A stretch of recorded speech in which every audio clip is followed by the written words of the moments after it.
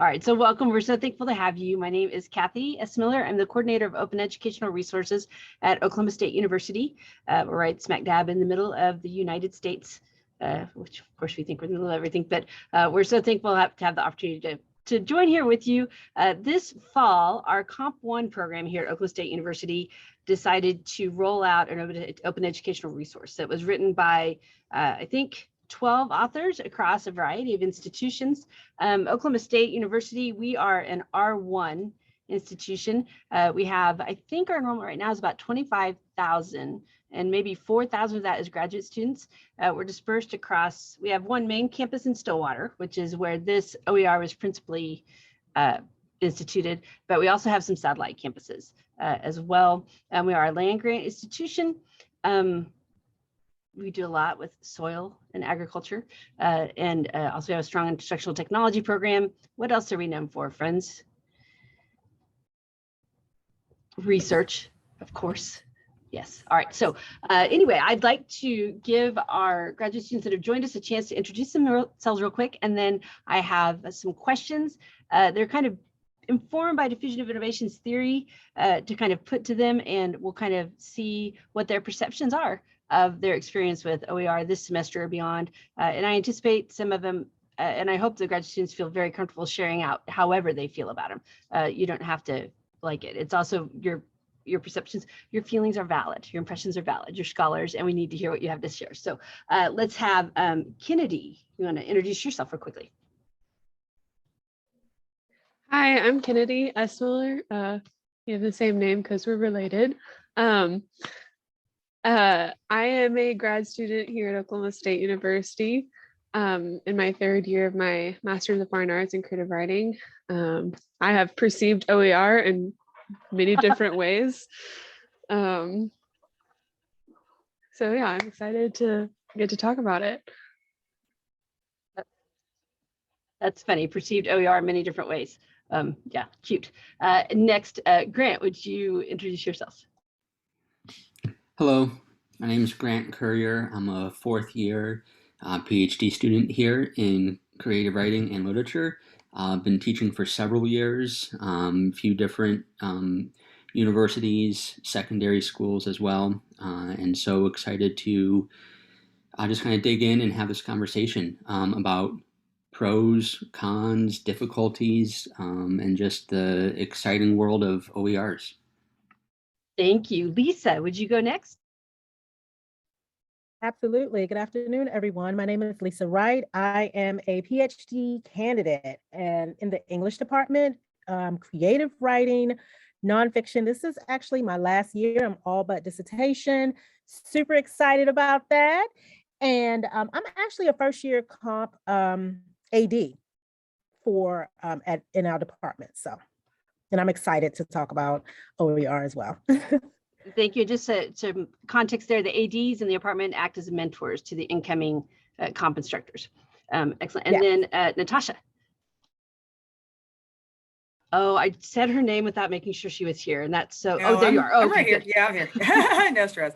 My name is Natasha Tinsley. I'm actually a graduate from Oklahoma State University. I graduated with my MFA in fiction, and I'm currently an assistant professor at Southwestern Oklahoma State University. But I did help write one of the chapters, so I'm very excited about talking about it and hearing what other people have to say.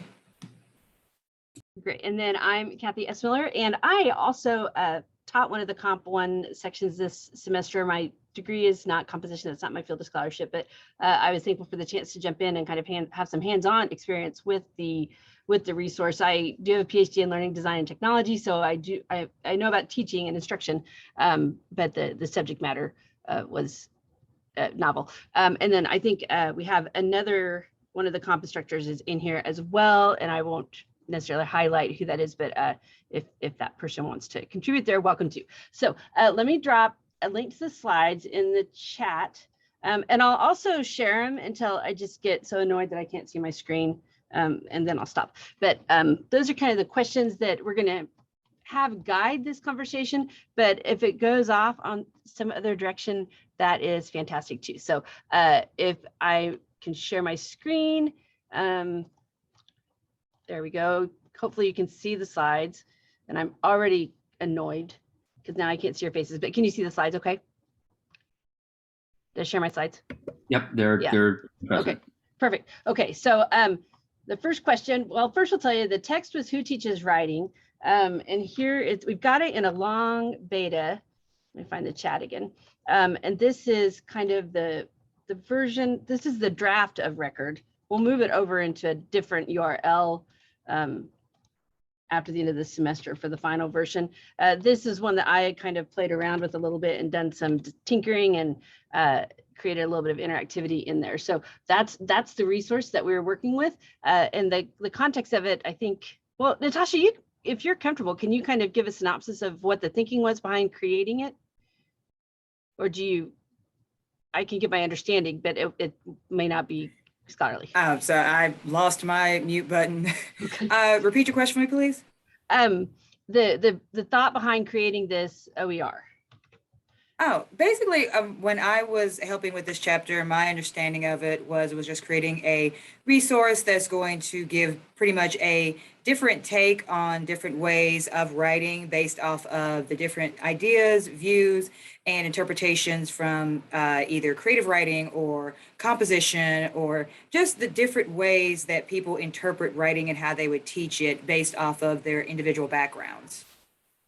Exactly. That's the way I understood it as well. I just don't describe it as wonderfully. So the first question I would like to present to all of our grad students and the folks who are here is, how did you find out about open educational resources?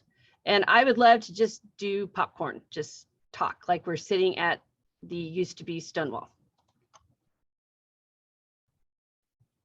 It feels like it was so long ago. I think that just by being a first year AD, I think Josh brought it to one of, and that's assistant director, Josh brought it to one of our meetings that we had, that this was going to be a new opportunity that was going to arise. And he invited anyone who was interested. It actually was one of our beginning meetings as we prepared for the semester. He let us know that we were going to be working on an OER resource. And I was like, I don't even know what OER is. And so he let us know that there was also going to be meetings that I could attend. And so I attended some of those meetings, and I gained so much knowledge. Sometimes I felt really lost. I'm not going to lie. I was like, why am I here? What role am I serving? But then I realized I've spent an entire semester learning about OER, how the outreach of the program, how the resources could be helpful for students that are enrolled in courses. And as a result of that, I actually got to attend an OER conference where that just blew my mind, because I was like, there's a whole world of OER out there, and I'm going to stop talking now.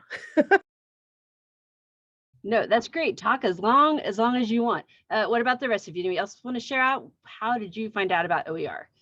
I'm going to stop the share so we can see faces if we want to.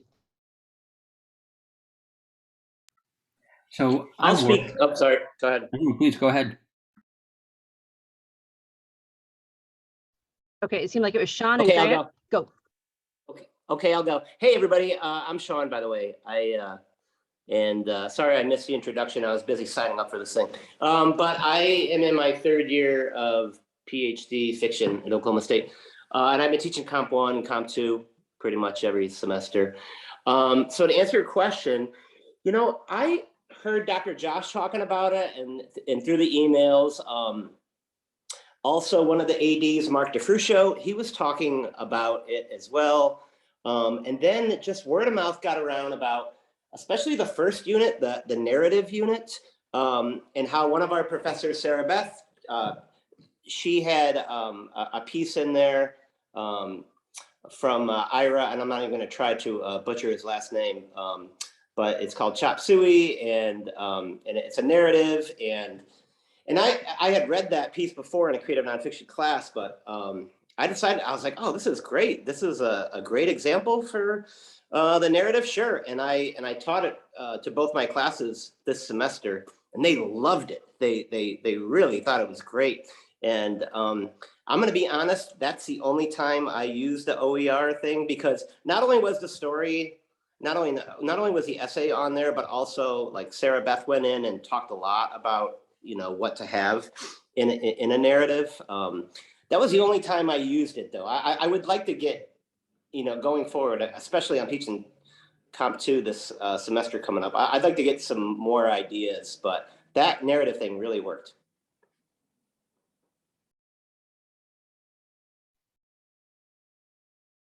Anybody else? When did you first hear? Go, sis. Well, so my story is kind of a little bit different because I first heard about it when my mother, Kathy, was doing her master's degree and starting her PhD. So it's been a conversation in my household for a long time.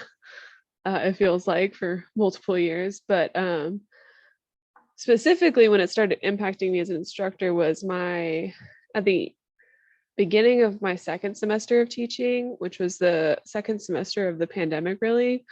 I got to teach Intro to Creative Writing, which was very exciting, but we had a poetry textbook that was like $60, and I was only going to end up using like 10 poets from it because it was we had fiction, nonfiction, and poetry, and so there was a lot to cover. And also the poetry book was like out of print, or was like, it was just harder to find and stuff, and so the copies were really expensive. And so I was told, not against my will, but I was told very explicitly, you will not be requiring this textbook. We can find these poets in so many different places that are free and open to students. And so that was the first time it really really impacted me as an instructor. And so many of my students were so grateful that they didn't have to spend $60 because that was like, a week's worth of groceries for them. So that was very exciting for them.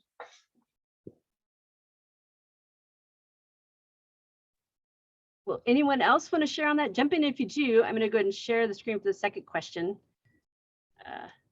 which is, how did you find out about OER? Which that kind of rolls it. Some of you covered it, but we'll take a couple seconds if anyone else wants to share into that. Grant, I think you had unmuted earlier. Yeah, it was still through Dr. Josh Daniel, our first year composition director, as he was just coming into that position, and I was taking on an assistant director position as well. Not knowing that these were our current OER projects was right in its initial development stages. I proposed a project to develop a sort of custom reader with Norton, right, who we have that academic relationship with. And while not like strictly an OER, it had like a little bit of similarity that then Josh and I were able to have some conversations about.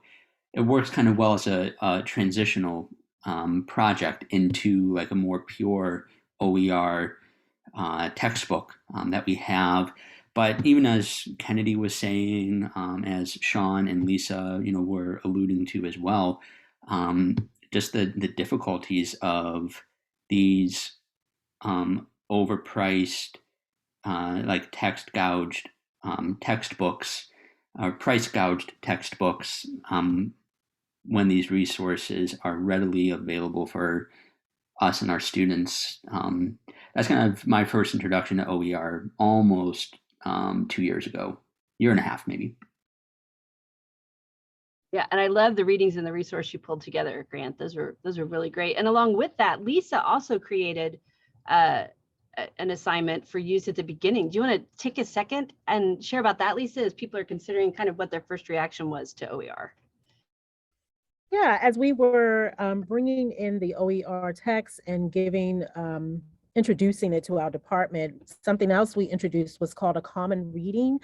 And the purpose of that common reading was our department has really been focusing on retention rates and reducing retention rates, and also reducing DFWI rates. And so one of the strategies that we are using is trying to standardize and simplify things for week one. Another thing is we wanted to build confidence in our writers from the beginning. We also wanted to give our students an opportunity to have some feedback on their writing very early on in the semester. And so those are some of the purposes of the common reading.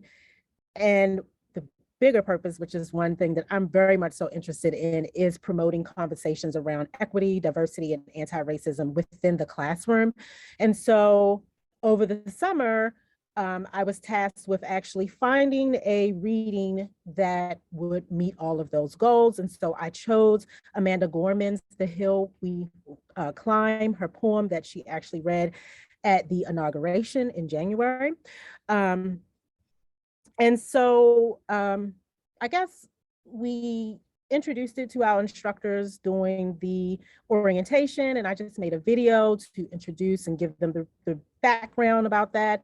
And I also found I didn't make up any writings. I went online and I did a little bit of research, and I found some writings that I thought would fit in that first year comp class, something that would be easy, something that would be fun, and maybe a little bit of challenging, just to get students to go into that poem and maybe find some lines that they actually related to, maybe communicate with Amanda Gorman, because she's very young, she's very inspiring, and she kind of is like the same age as some of our students, or just a little bit, older than them, excuse me. But one thing we wanted to do was just provide this resource because it was available for them. And it also had a link where the students could actually listen. There was a transcript where students could actually read it. But we wanted our instructors to feel like they could bring this resource into their classes and use it in a way that they felt like would fit. So that was kind of the idea and thinking with that. And I loved it. We don't have that assignment included in the text yet, but I'm hoping that I can work with Lisa and have that happen. So what was your first reaction to OER, friends?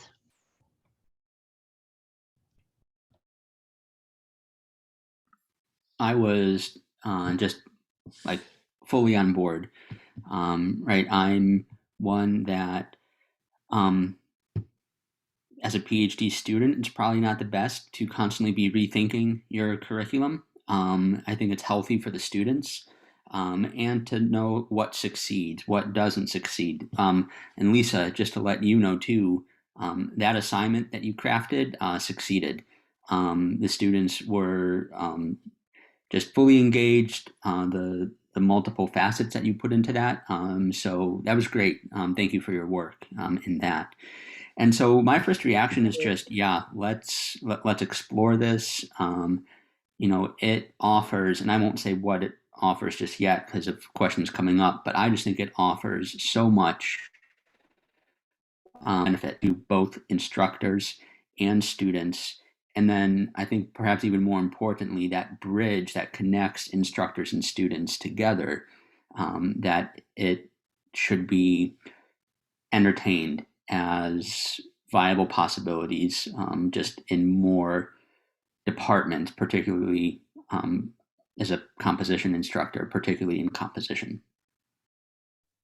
Can I jump in, Kathy? I wanted to add something. Oh, you sure can. And you can answer the questions that are later too, because we'll run out of time. Go ahead.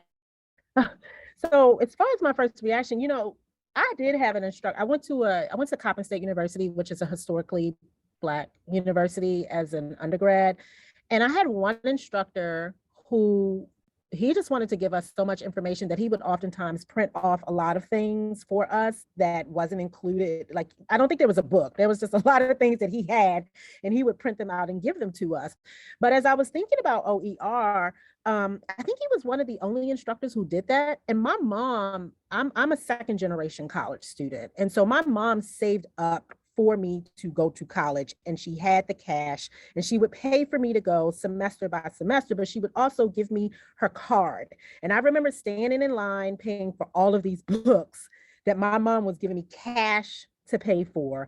And so for me, OER, I was like, wow, how much money could my mom have saved, or could have been put more towards my tuition or whatever, if OER, I'm not going to tell you when I was going to school, but anyway, if OER had been available at that time. So for me, it just made me think about how much money my mom could have saved as she was funding and paying for me to go to college.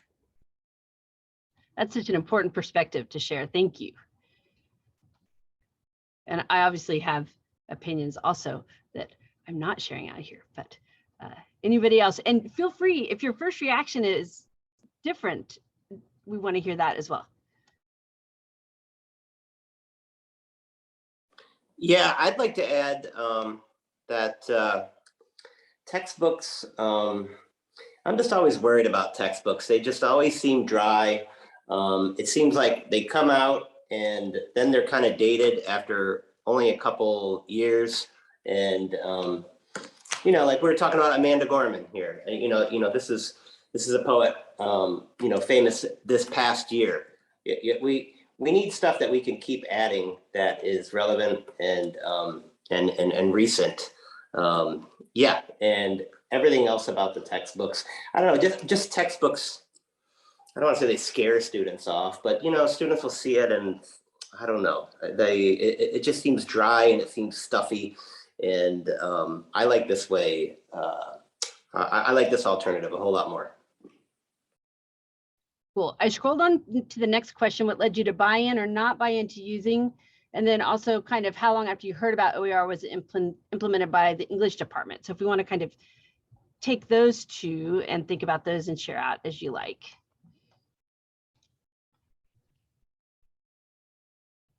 Was that too many? Two questions at once is too many?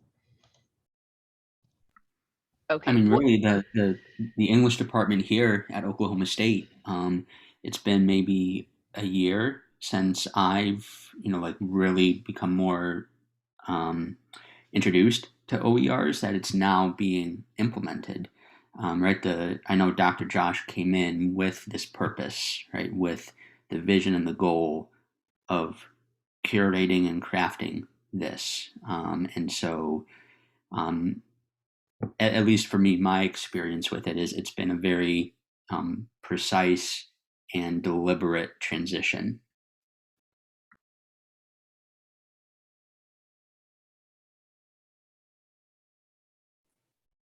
I don't know if this actually answers the question, but one of the aspects I was thinking about was the question asked about like what made you buy into OER? Yeah, I should have left a screenshot. I just like. No, you're probably fine. I could have lifted it on mine, which probably I could actually put it back.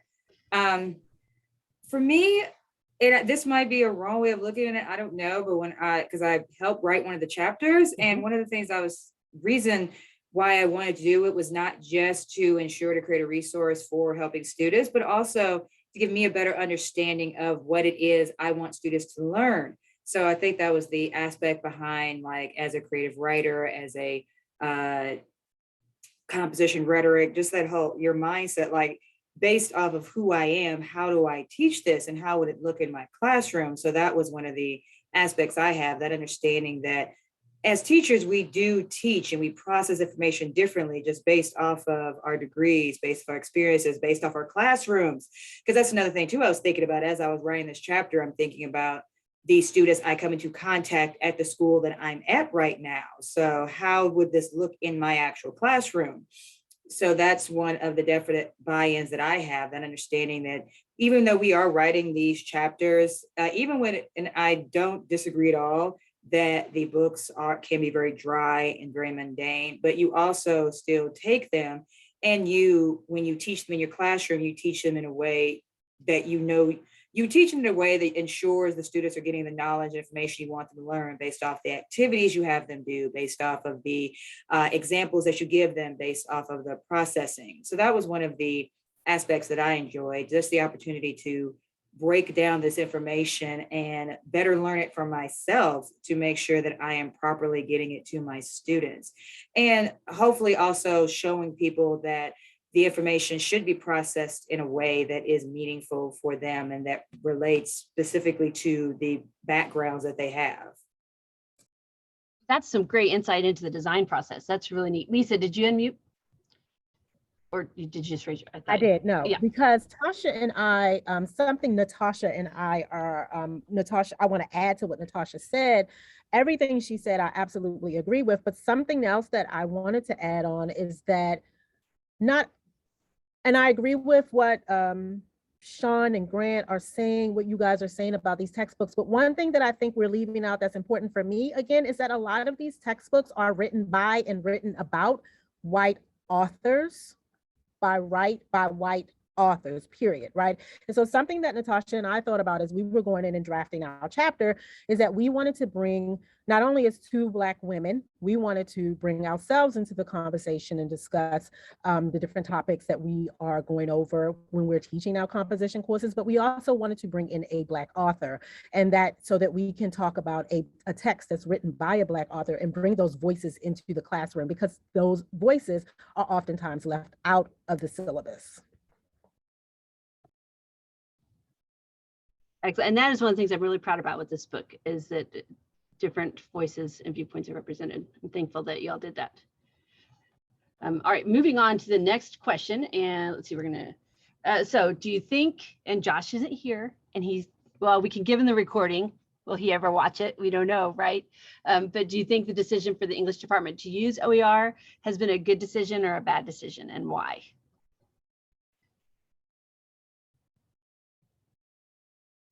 I think it's been a good decision because I noticed, because I was able to have the opportunity to teach both the Everyone's an Author text a few semesters ago, as well as the OER book this past semester. And I found that just the way, not only was the chapters in the open textbook, they were more engaging, and the students were able to kind of like access it better and engage with it better than the Everyone's an Author textbook. But it was also like just easier to get them to read it, because like you download one PDF and like give it to them, and there are links that they can follow and stuff like that, and they can interact with them kind of more readily than they could interact with the Everyone's an Author textbook. And also because it was almost felt like it was almost tricking them, like like we're reading these fun chapters that aren't put together in a text, like a physical textbook that they have to purchase from the university bookstore. So it's like, oh, it's not a real textbook, it's a fun textbook. It's not a textbook, it's just chapters that we're having you read. And I also really appreciated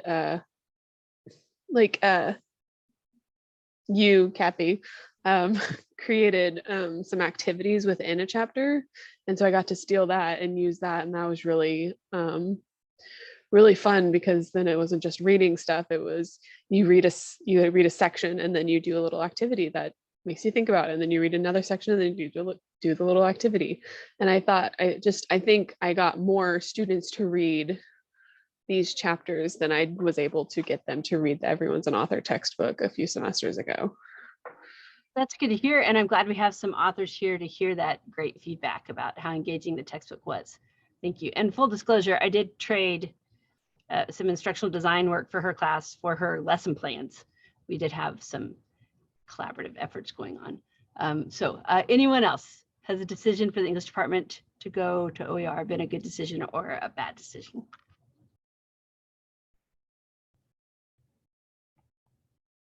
All right, we'll keep moving. Feel free to speak into that if you come to some ideas here in a bit. And the next question, some of these are repetitive, so you can just look blankly at me if you want, and we'll go on. But what are the relative advantages or disadvantages of the English department using OER? Not to just jump right back in, but I do have, I think something that so a particular frustration that I think the creative writing and literature classes specifically might come up against is like different literature classes focus on different themes, which means no literature class is really going to have the same list of books. And so that's a whole complicated, and also you as creative writers, you also are like, well, we do want the writers to be getting the royalties and the money for the books that we're going to want to teach. So I think it's not necessarily a disadvantage, but it is, I think, going to be a challenge that we have to come up against and engage with in the coming years as we continue to develop OER within the English department, not specifically for comp, but for all of the different branches of English. Thank you for highlighting that, Kennedy. Yeah, how about the rest of you?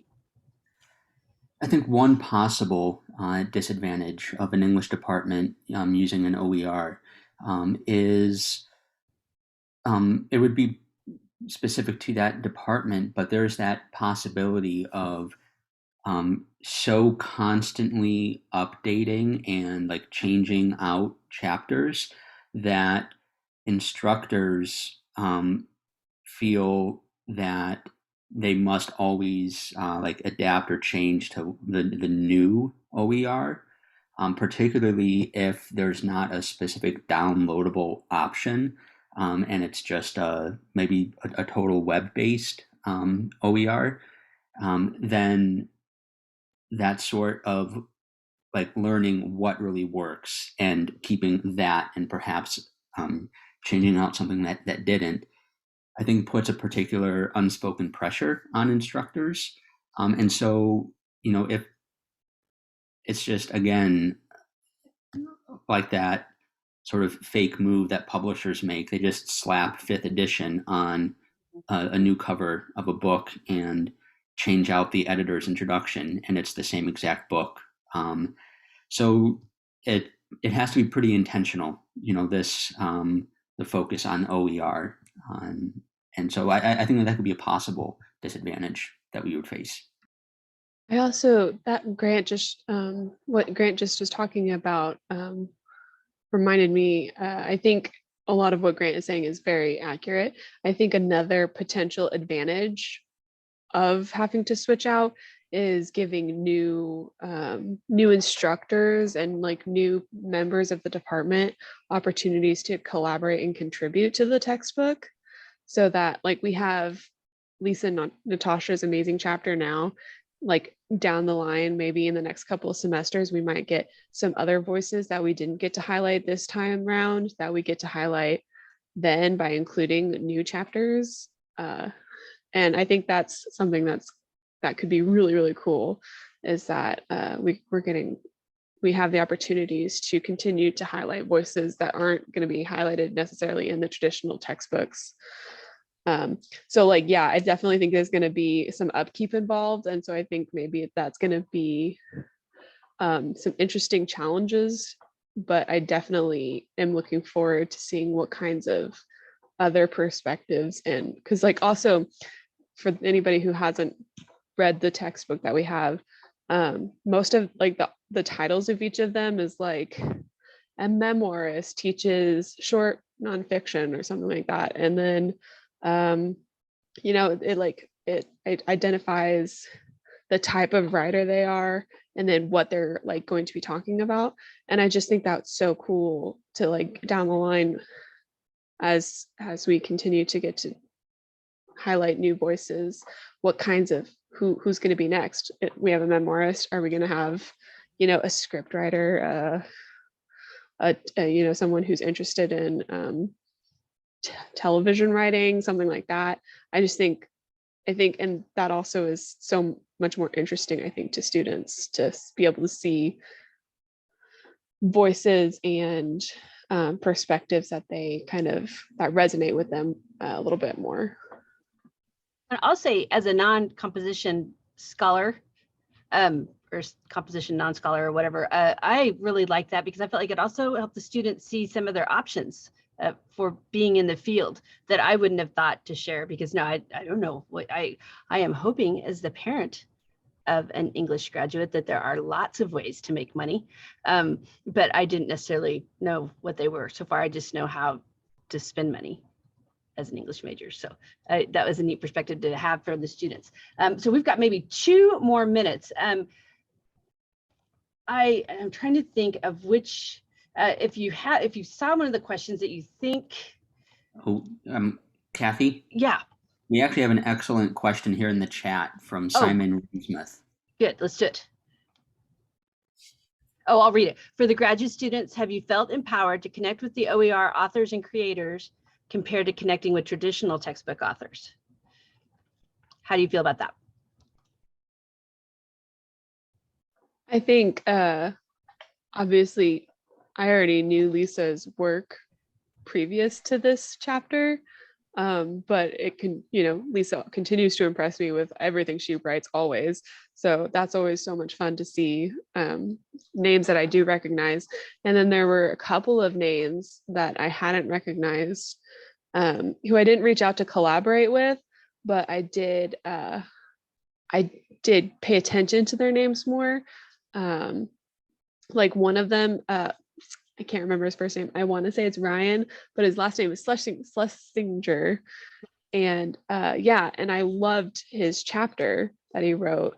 And so then I kept like seeing his name popping up other places. And so now like his is a name that like I keep track of in our emails and all of the different resources that we have. I keep an eye on his name. And if he's attached to something, I am way more likely to say, yeah, I'll look into that than I would be without having experience with this textbook. And I also we've had some of the faculty, some of the authors win some awards on campus, right? And Natasha, didn't you? Now that's gonna be awkward if you didn't know, Kathy. I've not won anything, but I feel like I've seen names pop up places, and the students have too, and recognized them as being a standout. Win something? I thought you did. No stress. I mean, I'm not. No. That's awkward. Thank you, but no, that's fine. Someone was a winner, but it wasn't Natasha. No, well, they should have won it. Yes, exactly. All right. So, and we've got maybe 2 more minutes. I need to figure out, Natasha, where I saw your name then. I thought that.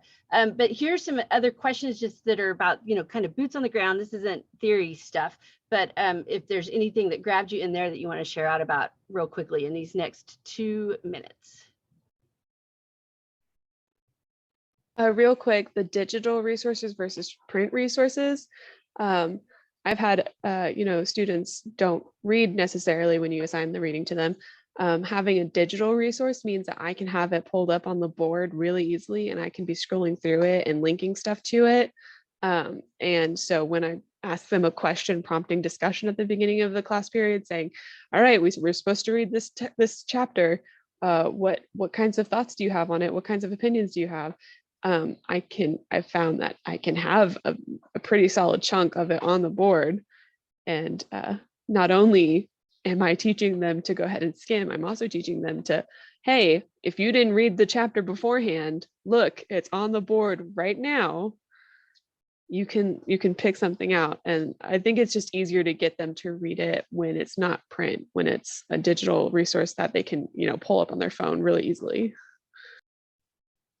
Excellent. I definitely have a lot of stuff on Canvas that they can look at and that they pull up. Like my Comp 1 students, they don't have a book. Like it's all either chapters that I put up there or information that I have found that support the skills that I want them to learn in class. And I know this doesn't necessarily, I'm looking at also describe your lesson planning and preparation process. Mm-hmm. When the digital resource came up, I know one of the things I introduced them to that I'll never know if they used it because I don't require them to, Speechify, basically a site that will read the information to them, because I have come across several students that are either dyslexic, or I did have one that, I lost it right now, but basically different learning learning styles, or learning different basically different types of students. There we go, because I can't talk today. Different types of students that have different support needs. So I try to introduce them to things like that will allow them to either have the information read to them. I also try to do different fonts. I have I have PowerPoints where it's what I say is on the board, and I'm also explaining it, and then I'll ask them if they have any questions. So there's always, and I also try to do images also. So that idea of hitting those different learning styles and those different educational needs, as well as all the information, everything that I say being written out and also on Canvas for them. So if you didn't hear it, you can go back and read it with the explanation and colors and highlights and just different things like that. So I might have answered several of those questions. I do think about cost. If I don't have to buy a book, I try not to, because I try to give them as many either free resources or many alternatives as possible. Excellent. Thank you. Oh, and we just lost the screen share. I knew that was going to happen. All right. Well, thank you all very much for joining us. And OKState grad students, if you have more comments that you want to send to me, or if you want to type, I'll change the permissions on the slide deck so that you can just type right in it if you want to type your comments in there, and let me know how else I can help. Thank you very much for coming, everybody. Bye-bye. Oh, they're bears this time. All right. Bye-bye.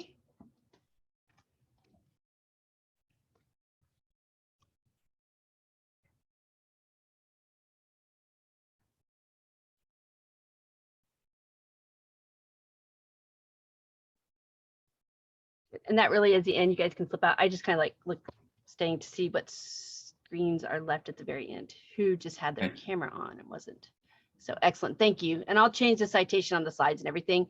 And I'll put some comments in there and send it to you so you can put it and share. Okay. Okay. You go back Thanks. to the main session now? Yeah. If you Or hit is it- leave room, it takes you back to the plenary room. And then you can go to Thank the next session if you want, or just leave, whatever you want to Thank do. you so much. All right. Thanks.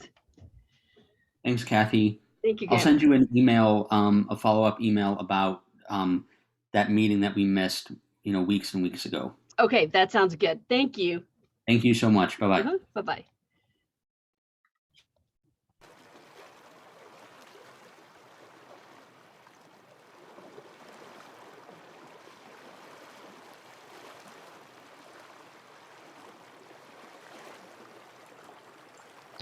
To the session owners that just came back, please stop your local recording. Thank you.